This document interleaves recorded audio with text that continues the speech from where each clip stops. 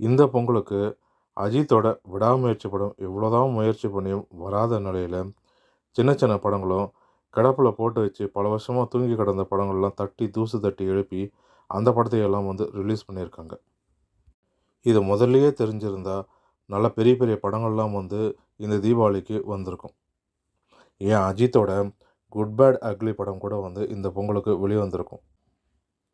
தற்போது பொங்கலுக்கு முன்னர் ஒரு சில படங்களும், பொங்கலுக்கு பிறகு பொங்கல் அன்னைக்குமே ஒரு சில படங்களும் வெளியாகி இருக்கு. அதன்படி ஜனவரி 10ஆம் தேதி சங்கர் இயக்கத்தில் ராம் சரண் நடிப்பில் கேம் சேஞ்சர் படம் வெளியாகிருக்கு. இந்த படம் தெலுங்கு படம், நேரடி தெலுங்கு படம்னாலும் சங்கர் இயக்கத்தினால இந்த படம் அனைவர் மத்தியிலும் எதிர்பார்ப்பை ஏற்படுத்தியிருக்கு. ரொம்ப வருடம் கழித்து பாலா இயக்கத்தில் அருண் விஜய் நடிப்பில் வணங்கான் திரைப்படம் வெளியாகியிருக்கு. ரொம்ப வருடம் கழித்து பாலா இந்த படத்தை இயக்கியிருக்காங்க. இதனால் இந்த படத்துக்கு பெரும் எதிர்பார்ப்பும் உருவாகியிருக்கு.